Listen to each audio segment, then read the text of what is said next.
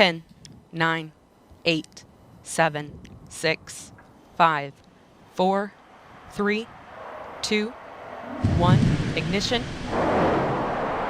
And liftoff of Starliner and Atlas V, carrying 2 American heroes, drawing a line to the stars for all of us.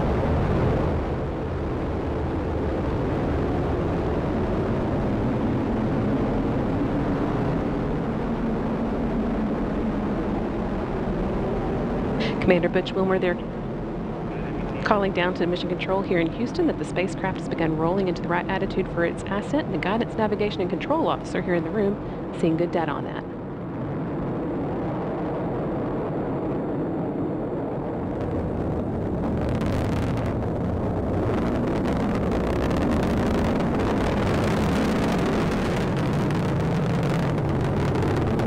Starliner passing through max Q, or the point of maximum dynamic pressure where the forces of air friction are highest, which in Suni will shortly be passing through Mach 1, or the speed of sound.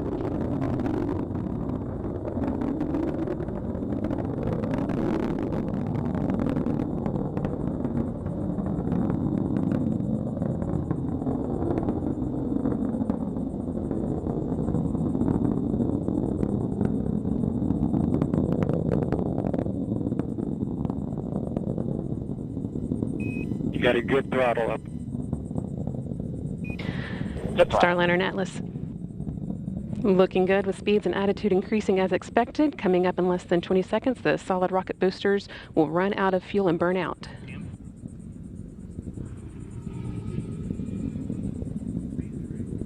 Good SRB burnout. Good SRB. Now that the fuel in the solid rocket boosters has been depleted, the Atlas main booster stage will be continuing its burn for about the next 3 minutes.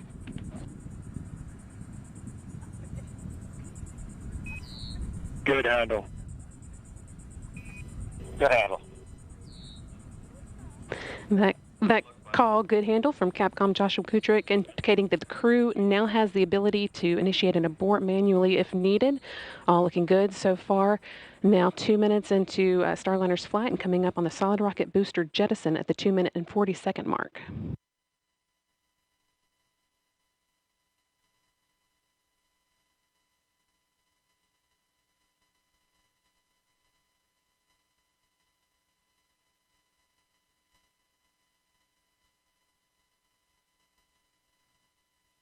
CLT and net, good trajectory.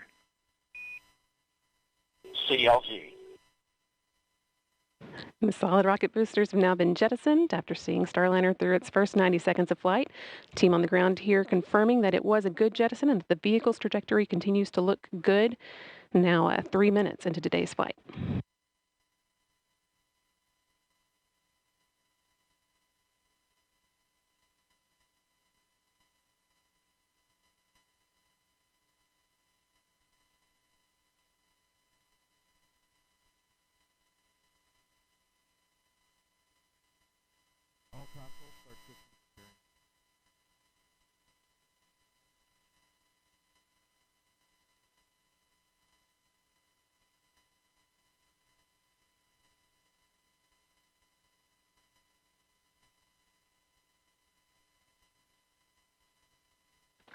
Atlas booster now throttling back to limit the G-forces on Butch and Suni, trying to limit that to around 3.5 times the force of gravity you would feel while on the ground.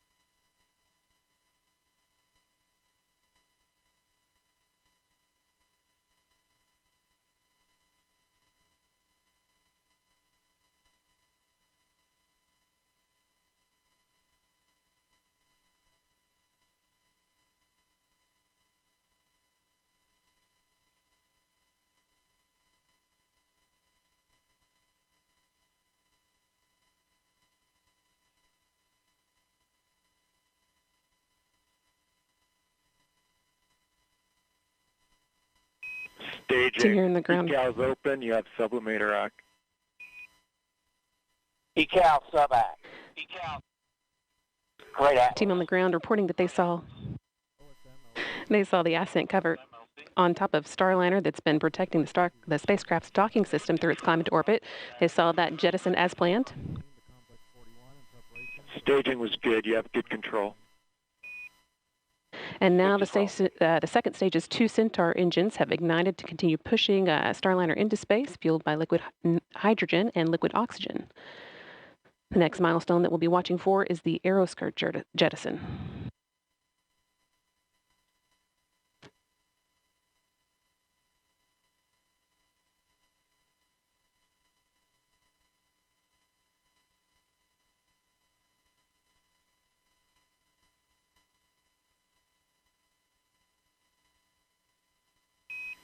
Starliner, you had good booster performance. You're up to plus 31. Plus 31.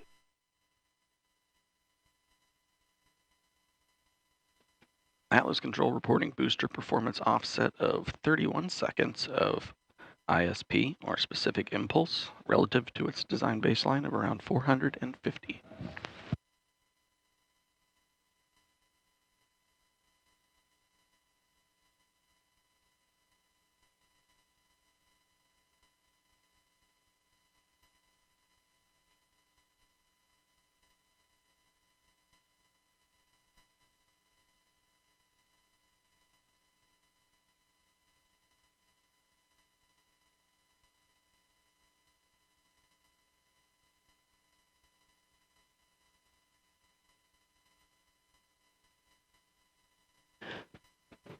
All continuing to perform well, almost 7 minutes into today's flight.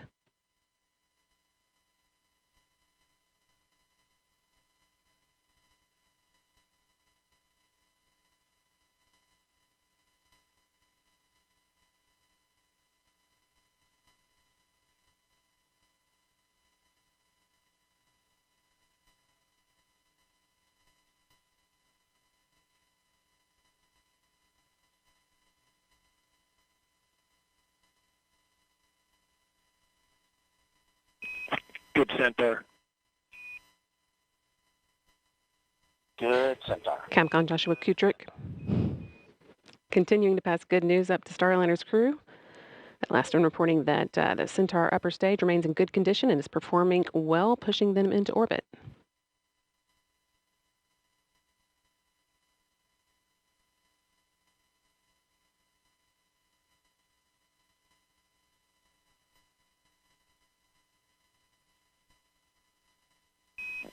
St. John's open. St. John's. Starliner is now entering its first guided abort range, where Starliner would direct itself towards a specific location in the event of abort. In this case, just off the coast of St. John's, the capital of the Canadian province of Newfoundland Labrador.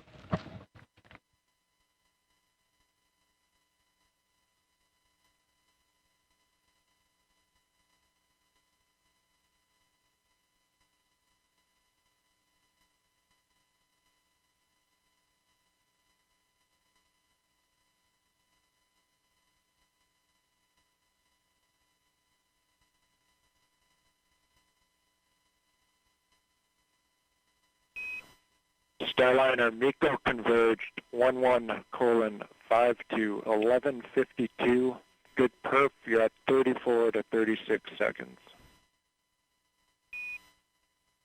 11:52. 34 seconds. That call letting the crew know that the main engine cutoff, MECO, should happen just about on time, about 12 minutes into today's flight. Another good indication that Starliner's ascent is taking along exactly as expected. Main engine cutoff is a major milestone marking Starliner's arrival on orbit.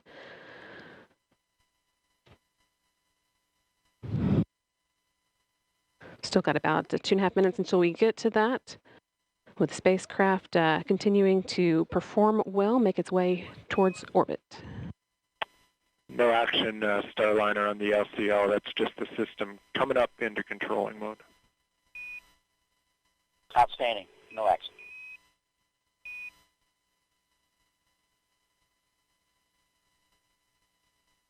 Once the main engine is cut off, the next step will be the launch vehicle separation. That's set to occur just short of 15 minutes after launch, when Starliner will separate from the rocket and fly free in space for the first time.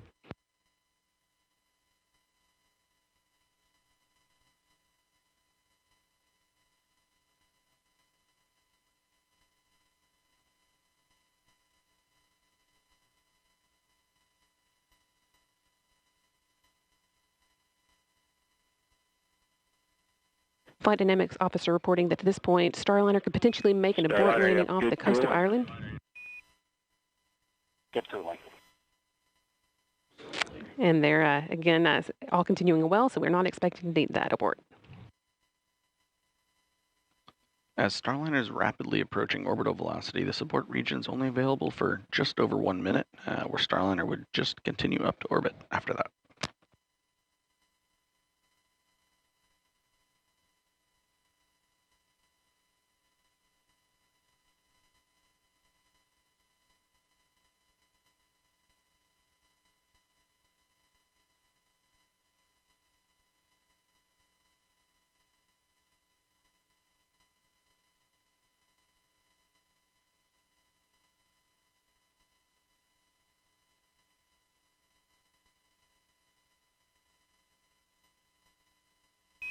Thirty seconds, D'Amico.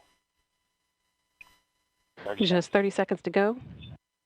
Now until main engine cutoff, marking Starliner's arrival on orbit.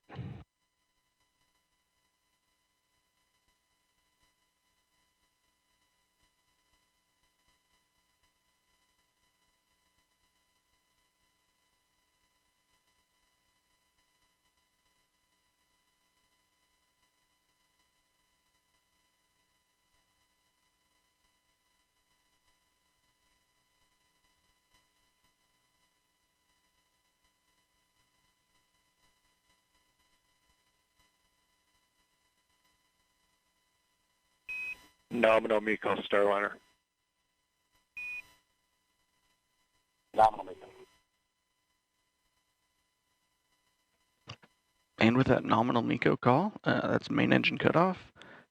We've got good energy, meaning a good velocity for continuing to orbit, and a good plane, meaning Starliner's trajectory is aligned with the International Space Station for rendezvous tomorrow. And with that, Butch, Wilmore, and Suni Williams return to orbit. Individually, they are both extremely experienced astronauts. 14:52, 14:52. 14:52.